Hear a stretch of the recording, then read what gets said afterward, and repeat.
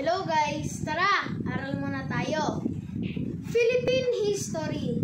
Andres Bonifacio, ama ng Katipunan, ama ng Revolusyon.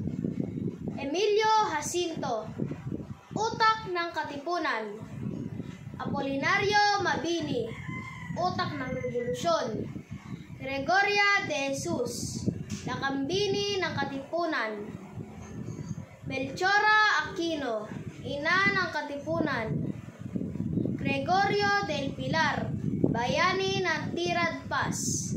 Jose Palma, nagsulat ng titik ng lupang hinirang. Julian Felipe, naglapat ng musika. Marcela Agoncillo, nagtahi ng watawat ng Pilipinas. Graciano Lopez Haina, La Solidaridad First Editor. Marcelo H. del Pilar, La Solidaridad Second Editor. Jose P. Rizal, La Liga Filipina.